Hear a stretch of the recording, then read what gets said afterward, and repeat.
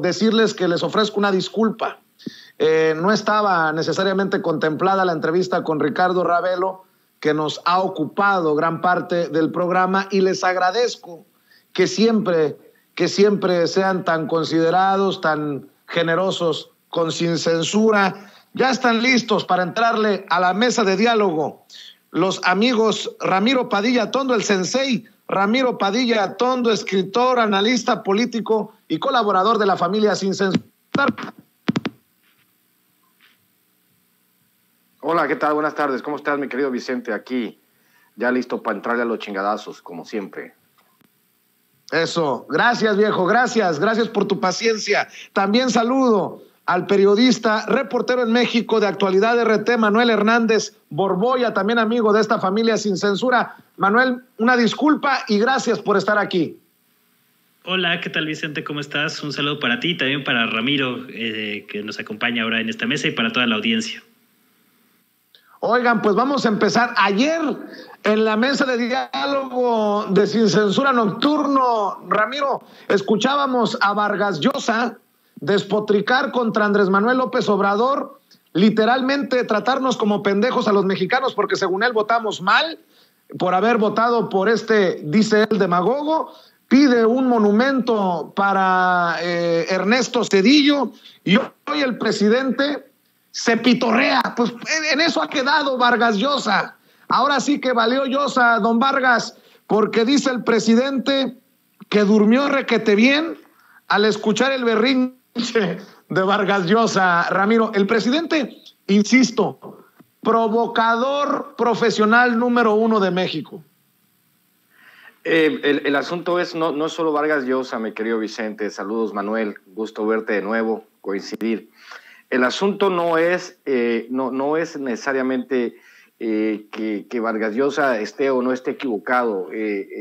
Vamos, se habla de decadencia. Lo decíamos ayer en la mesa de diálogo. ¿Cuándo es suficiente para que un escritor se retire? Lo decía también ayer en la mesa de diálogo. Decía yo, bueno, Mario Vargas Llosa es premio Nobel de literatura, no de economía. O sea, no tiene la menor idea de cómo se manejan los sistemas políticos.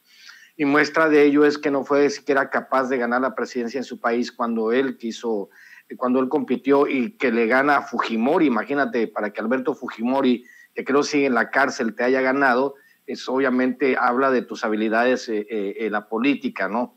Pero también hay otra cosa que es bien importante, y esta cosa es que, o este asunto que tiene que ver con la filosofía, es ¿qué es la realidad? Hay que preguntarnos qué es la realidad. Cuando uno se pregunta qué es la realidad, nos damos cuenta que no solamente Vargas Llosa, sino en general la derecha a nivel mundial padecen de falta de realidad, no entienden hacia dónde se dirigen los tiempos. Hablábamos de Francis Fukuyama, hablábamos de Samuel Huntington, hablábamos de todos ellos, ¿no? Personajes que no han entendido que la historia no es lineal. La historia es como la cumbia, ¿no? Un pasito para adelante y un pasito para atrás, pero con ganas. O sea, básicamente hay una circunstancia en la cual no entendemos que los humanos no caminamos hacia el futuro de una manera lineal. Se podría decir que hay dos circunstancias distintas en esto.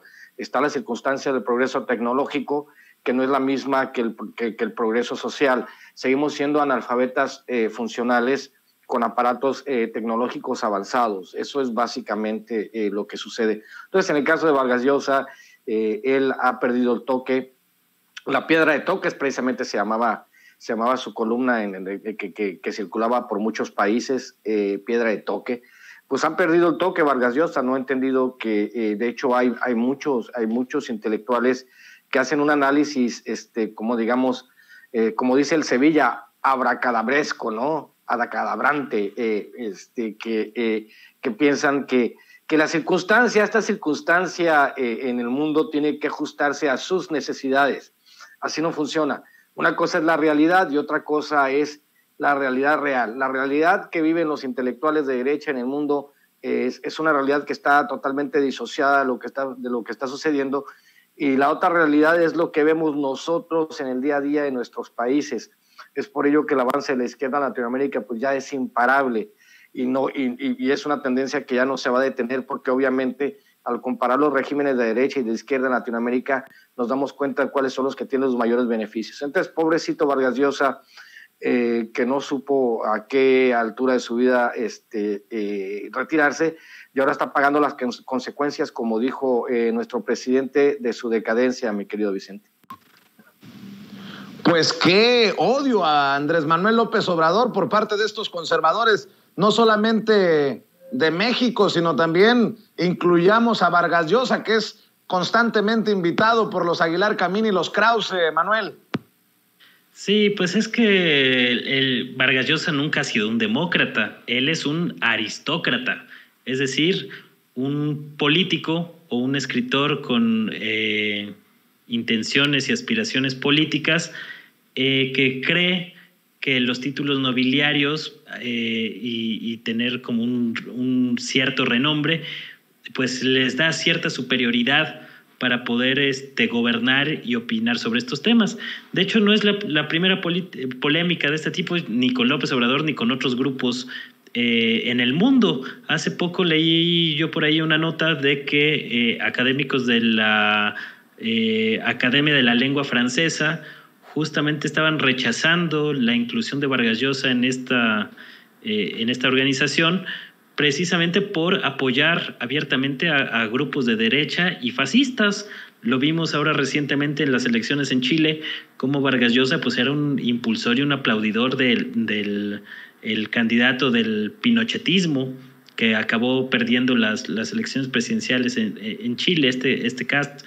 Entonces, pues no es para nada un secreto de cómo Vargas Llosa se ha convertido en un operador y en un vocero de las élites y de las oligarquías latinoamericanas en su conjunto, y pues por eso no es de extrañarse pues estos aplausos ahora a Ernesto Zedillo, lo cual también te habla un poco de pues el anacronismo en el que vive Vargas Llosa, ¿no? Ya que Ernesto Zedillo, un personaje que avaló una cosa como el Fobaproa, el rescate bancario que seguimos pagando hasta el día de hoy los mexicanos, después de que originalmente la deuda del Fobaproa eran 700,000 millones de pesos, más o menos.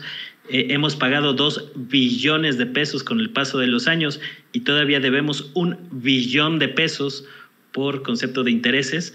Y que venga Vargas Llosa a decirnos que ese es el ejemplo a seguir en México, en la democracia mexicana, pues te habla del anacronismo tan serio en el que se quedó Vargas Llosa y pues lo extraviado que está políticamente. Entonces, pues bueno, representa a un bloque duro de la derecha latinoamericana que hoy están, pues como lo dijo López Obrador, es un discurso de derrota, de cómo la izquierda o los gobiernos progresistas, como se les llama, pues han ganado algunos espacios importantes en la política latinoamericana y pues esto tiene completamente desencajado a Vargas Llosa, que se ha quedado recluido en su burbuja aristocrática, en la que pues está completamente desconectado de la realidad latinoamericana. Tan es así que pues él vive en España, tiene la nacionalidad española también, le gusta ese rollo de los títulos nobiliarios, que lo traten como si fuera parte de la nobleza española, y el tipo pues está completamente perdido, o sea, no tiene nada que ofrecer ni nada que lo pueda vincular con las causas de las grandes mayorías que habitan los países latinoamericanos. Entonces yo entiendo muy bien la percepción tan ensimismada que tiene Vargas Llosa de la política latinoamericana. Le dan mucho juego en los medios de derecha, obviamente, que son todavía hegemónicos en América Latina, pero el tipo está completamente desconectado de la realidad y por eso pues políticamente su alcance es muy, muy, muy limitado, con todo y sus títulos nobiliarios como el Premio Nobel y demás. Por cierto, por los Vargas Llosa del PAN, porque habrá más de uno, y eso se los puedo firmar, que piensa como Vargas Llosa. Por los Vargas Llosa del PAN es que no puedo estar del todo de acuerdo con el presidente Andrés Manuel López Obrador, que dice que no solo el PRI, que también el PAN puede votar a favor de la reforma eléctrica. Híjole, ahí sí que le voy a cantar la de José José al presidente, pero lo dudo, mi querido Ramiro, lo dudo. Voy a citar un incidente que está en las memorias de Jorge Luis Borges. Cuenta la historia que un joven Vargas Llosa fue a visitar a Jorge Luis Borges a Buenos Aires y Vargas Llosa se sorprendió de la manera en que vivía Jorge Luis Borges. Él esperaba que Borges viviera en un castillo. Cuando se va y empiezas a preguntarle cosas, ¿no? Vargas Llosa, Jorge Luis Borges. Cuando se va, Vargas Llosa le pregunta a la señora que le ayudaba a Borges que quién era.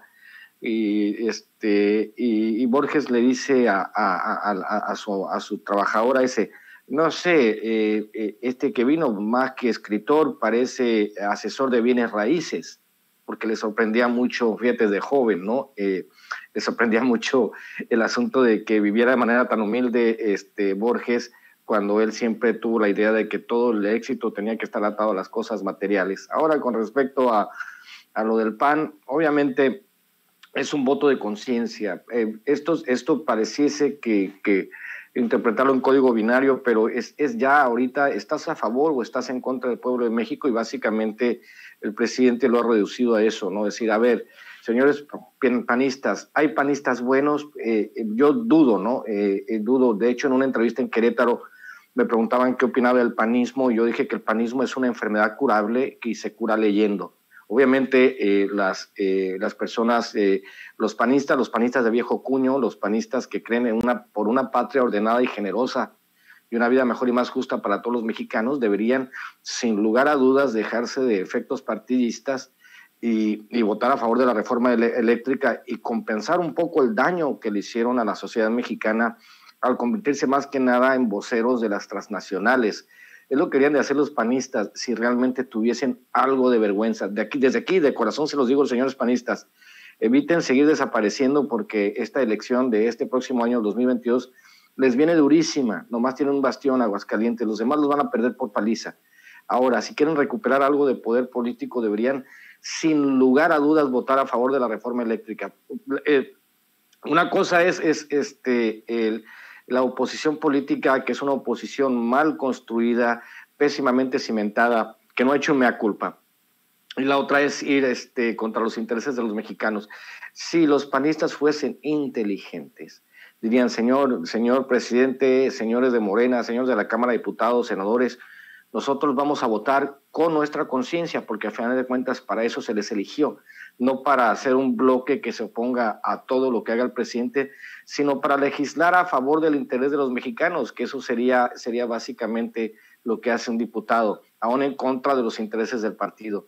Entonces están con su cita en la historia, tanto priistas como panistas. A los perredistas no los menciono porque, como te digo, yo reúno más piojos en la pelona que militantes del PRD, pero priistas y panistas deben de entender que están ante una encrucijada en la historia y que si no votan a favor de la reforma energética, si de por sí han sido vapuleados en las elecciones, pues están con riesgo de perder el registro en varios estados si no lo hacen, mi querido Vicente. Oye, mi querido Manuel, dice el presidente que es fácil, o estás a favor de la corrupción o estás en contra, que por eso cree que del PAN o de otros partidos también van a apoyar la reforma eléctrica. Pues precisamente por eso creo que el presidente lo único que hace es picarles la cresta, pero ya sabemos cómo se van a poner en esta oposición, se van a oponer a esta iniciativa de reforma eléctrica. Pues un poquito picándoles la cresta a un sector del panismo y por otro lado mandándole un guiño a otro sector del panismo. Recordemos que ahorita están en negociaciones la cúpula del PAN con la Secretaría de Gobernación de Adán Augusto López para ver si ahora en enero, ya que está a la vuelta de la esquina, se logra firmar un acuerdo de unidad nacional. Y no sabemos pues si dentro de estas negociaciones está también el tema de la reforma eléctrica. Por eso yo más bien lo interpreto como un guiño que lanza López Obrador para ver si por ahí dentro de este acuerdo de unidad nacional pues entra también algo de la reforma eléctrica, ¿no? A lo mejor no todo el PAN como bloque, porque seguramente habrá resistencias férreas a la reforma eléctrica como las que hemos visto en los últimos meses, pero yo por ahí tampoco descarto como López Obrador que un sector del panismo pueda por ahí recular. A final de cuentas ya se dieron cuenta que su política de golpismo durante 3 años por cualquier pretexto, utilizando cosas verdaderamente esquizofrénicas o un discurso completamente desconectado de la realidad, pues fuera de beneficiarles los ha perjudicado más.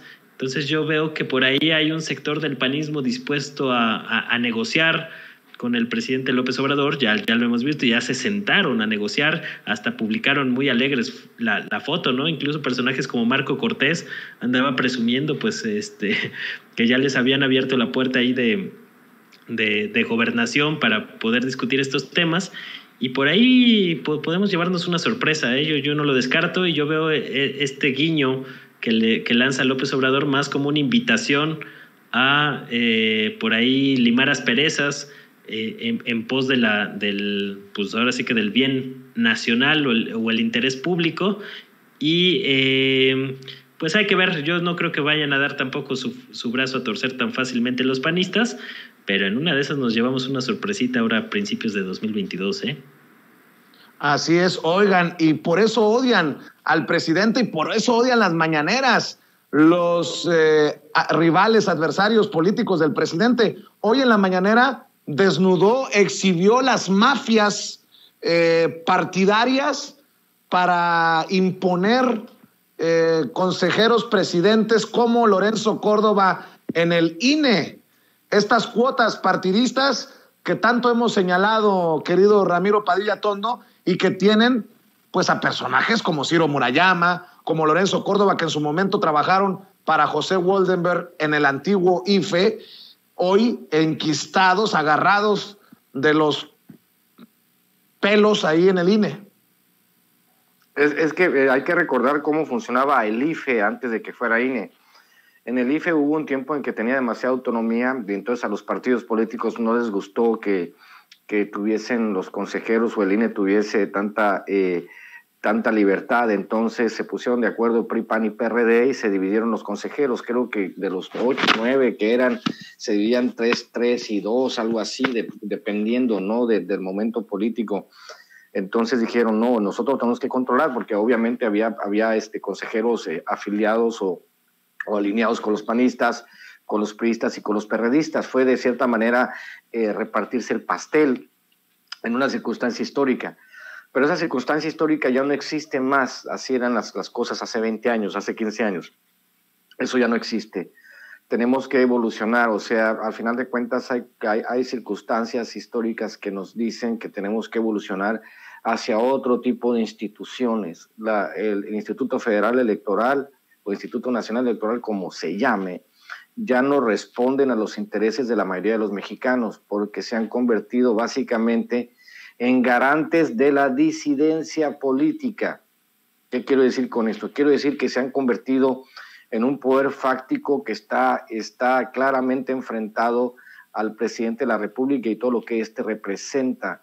El asunto con el poder político tiene que ver con quién gana y con quién pierde. Quizá esa sea una parte que la derecha no ha terminado de entender.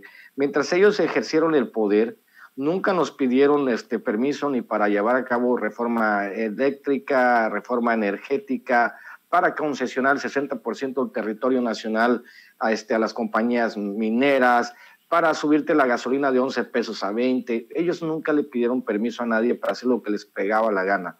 Se llama poder político. Por la buena o por la mala, con fraudes o sin fraudes, ellos detentaron el poder político. Ahora, nosotros ganamos, nosotros decidimos cómo se maneja la agenda, porque para eso se hacen las votaciones. Para eso, esto se llama democracia. Demos kratos, o como ya la etimología griega la vamos a dejar de lado, pero vamos a entender que básicamente el que gana pone la agenda y el que gana toma decisiones. Como siempre lo digo, en este país a la derecha le interesaría, a los medios de comunicación les interesaría que el presidente fuese una piñata, pegarle sin que él conteste, y a los cuates, a los empresarios y políticos de derecha les gustaría que el presidente fuese un florero, que estuviese ahí nada más como figura decorativa. Sucede que no, sucede que ya el presidente tiene iniciativas, tiene voluntad y quiere hacer las cosas, y obviamente está respondiendo a las promesas que se hicieron en campaña.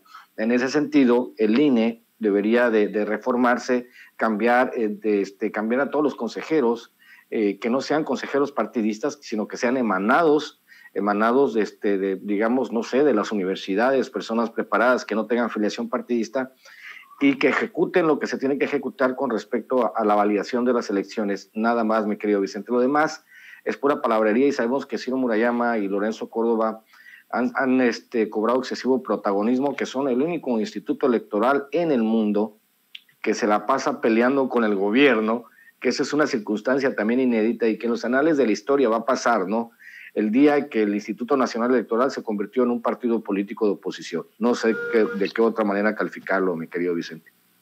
Fíjate, Ramiro, fíjate, Manuel, que ahora que escucho al presidente exhibir al INE, a Lorenzo Córdoba y a todos estos, se me viene siempre a la mente este trabajo que hicieron magistral en Sin Línea MX de comparar las declaraciones y la visión de Arnaldo Córdoba, el papá, y de las declaraciones del hijo, Lorenzo Córdoba, en un diálogo con López Obrador, hablando de democracia participativa, de referéndums, de consultas populares, y Lorenzo Córdoba abiertamente con Carlos Loret de Mola en contra de esta democracia participativa del pueblo. Mi querido Manuel, te escucho. Sí, a mí me pareció interesante varias cosas que dijo hoy López Obrador. Dejó por ahí en claro pues que él nunca vio con buenos ojos a Lorenzo Córdoba. Recordemos que en un principio Lorenzo Córdoba, cuando todavía era el IFE, que asumió el cargo por ahí un poquito antes de 2012, si no mal recuerdo, fue de los que todavía eran una de las voces ahí medianamente críticas. Se opuso al Monexgate. Él fue de los que promovía una apertura de estos temas, pero posteriormente pues fue como el candidato de unidad del Pacto por México para quedarse al frente del INE. Fue principalmente impulsado por el PRD, pero fue visto con buenos ojos también por el PRI, sobre todo el PRI de Peña Nieto, que no es poca cosa. Y por eso se quedó al frente de este armatroste que crearon en el Pacto por México, que pasó del IFE al Instituto Nacional Electoral con una serie de responsabilidades que le fueron aumentando al INE, que hoy tiene una burocracia muy onerosa, muy costosa y muy poco eficiente. Y lo vemos, por ejemplo, en el tema de la fiscalización, donde son pues eso y nada es prácticamente lo mismo, porque realmente los grandes temas que ha habido donde se ha puesto a prueba la fiscalización en el INE, me acuerdo, por ejemplo, de la campaña a la gubernatura del Estado de México, a la gubernatura más reciente de Samuel García, donde vimos una inyección importante de recursos. Pues ha pasado completamente de noche esta área de fiscalización, que nos cuesta muchísimo dinero dentro de esta lógica, ¿no? Y como bien lo comentas, pues muchas veces las segundas partes no resultan igual que la original. En el caso de Lorenzo Córdoba con la visión política que tenía su padre Arnaldo, que pues son distintas. Digamos que Lorenzo Córdoba es un personaje que ha ocupado espacios de privilegio, pues tanto como investigador en la UNAM, en el Instituto de Jurídicas, que yo creo que pues eso explica mucho muchas veces el origen de los personajes, pues te explica cómo va a ser su funcionamiento en cargos públicos, ¿no? Y creo que dentro de todo, pues Lorenzo Córdoba ha sido relativamente coherente con su origen, con el ser parte de esta élite académica y que está actuando en consecuencia dentro del Instituto Nacional Electoral, ¿no? Eso está funcionando como un operador de las élites, de grupos políticos, de grupos de poder, y eso se ha notado a lo largo de su gestión. Por ahí López Obrador comentó de que él se había levantado de la mesa de negociación. Ya no me quedó del todo claro esa parte, de en qué parte se levantó de la mesa, como dijo López Obrador, cuando estaba el reparto de cuotas entre consejeros del Instituto Federal Electoral y posteriormente el Instituto Nacional Electoral, porque a final de cuentas Morena no fue partido político hasta 2015, entonces yo me perdí ahí un poco y no me quedó del todo claro a qué se refería López Obrador, y luego pues les puso una tunda también a Ciro Murayama de cómo se atrevía a hablar de neutralidad y cómo denostaba él mismo su cargo poniéndose a escribir y hablar sobre el populismo, siendo consejero electoral, que pues fue una de las cosas que yo también más critiqué a lo largo de todo el 2021, como tanto Ciro Murayama como Lorenzo Córdoba pues traían campaña en contra del populismo, refriteando mucho del discurso que ya estábamos criticando de Vargas Llosa y de la derecha latinoamericana. Era el discurso de Krause. O sea, te das cuenta que tú estabas oyendo a dos voceros de Krause dentro del Instituto Electoral, que bueno, si fueran políticos de un partido político, pues a lo mejor no sería tan llamativa esa situación, pero que sean esos los árbitros electorales teniendo campaña en contra del populismo cuando se le ha señalado al presidente López Obrador en reiteradas ocasiones de ser populista por parte de estos grupos de derecha, pues te habla de lo manoseado políticamente que está el Instituto Nacional Electoral. Y creo que la parte más interesante de todo lo que dijo hoy López Obrador fue que ya dijo de manera muy clara y ahí un poco forzado, porque como que no le quiso entrar mucho al tema, fue que reconoció a raíz de la pregunta de un reportero que sí iba a haber una reforma política en 2022. Comentó también que ya había un grupo de gente ahí encargados por presidencia para diseñar cómo va a estar estructurada esta reforma política, que obviamente pues tiene que tocar al Instituto Nacional Electoral, y ya como que no quiso dar mucho juego a eso y por eso criticó pues lo que ya había criticado antes de los consejeros del INE y demás, ¿no? Pero me parece muy interesante este asunto de que sí, efectivamente, como muchos llegamos a prever en las últimas semanas, se viene una reforma política para 2022, ya la anunció el presidente López Obrador, y ahora hay que ver en qué términos, que es algo que no nos queda del todo claro, pero imagino que en los meses siguientes se irá dilucidando poco a poco este asunto. Así es, mi querido Manuel Hernández Borbolla, siempre agradecido contigo, siempre un honor que estés en estas mesas de diálogo. ¿Por qué no cerramos invitando a la gente para que te siga en redes sociales, en donde andas muy activo, Manuel? Pues muchas gracias, al contrario, gracias a ti, a tus colaboradores y a tu audiencia por abrirme las puertas de este espacio tan importante en estos tiempos donde se respira una nueva libertad de expresión. Afortunadamente se han abierto varios espacios en redes donde uno pueda opinar de estos temas, porque sabemos que los medios corporativos están completamente ensimismados en su mundito y en su régimen neoliberal que tanto añoran y que se les cayó a pedazos y que todavía no se reponen de esa situación. Pero bueno, para la gente que le interese, pues ahí lo que uno llega a comentar o los análisis que uno llega a hacer, pueden seguirme la pista en Twitter, @ManuelH Borbolla, ahí estoy como de lleno, de tiempo completo. También en el Facebook y en YouTube con mi nombre completo, Manuel Hernández Borbolla. Por ahí pueden echarle un ojo a lo que estamos ahí publicando y los temas que estamos comentando de vez en cuando. Que ahorita, por ejemplo, pues estamos un poco ahí dándole a la campañita que traen otra vez los que quieren vacunar niños contra COVID y demás, que pues es más un asunto con fines políticos que algo que tenga que ver con temas de salud, y pues ahí andamos dando la batalla. Mi querido Manuel Hernández Borbolla, te agradezco y te ofrezco nuevamente una disculpa por la espera. Lo mismo a ti, querido Ramiro Padilla Tondo, ¿en dónde te apoya la gente? Andas con todo, con tu libro. Oh, mi querido Vicente, sí, quiero mandarle un saludo a Mario Pérez Vargas y decirles que sí, ponte a hacer ejercicio para que no te vayan a confundir con Gibran, cabrón, está diciendo ahí en el chat. Bueno, ya saben, estoy promocionando mi libro de microficciones que se llama Maradot. Estoy muy agradecido con la gente que sigue comprando el Pequeño Chairo Ilustrado, porque el Pequeño Chairo Ilustrado es el manual de batalla para patear traseros fachos, y ya viene la siguiente continuación. También tengo el libro de Hojas sin Ruta. Bueno, tengo como 17 libros.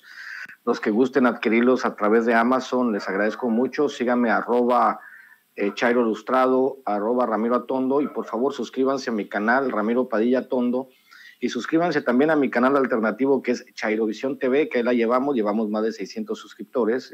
Les agradezco mucho. Ayer tuvimos un programa por mi cumple y estuvo bastante sabroso. Mi hija me trajo un pastel de esos que están para matar un diabético de tanta azúcar que tenía, pero bueno, así es la vida. Te agradezco mucho el espacio, Vicente, y no te preocupes, yo no soy licenciado, yo no voy a llorar porque me pones a esperar como una hora, cabrón. Te mando un abrazo. Te mando un abrazo, Ramiro. Gracias, Manuel. Cuídense. Nos vemos pronto por aquí en Sin Censura. Abrazos, Bueno, nos vemos.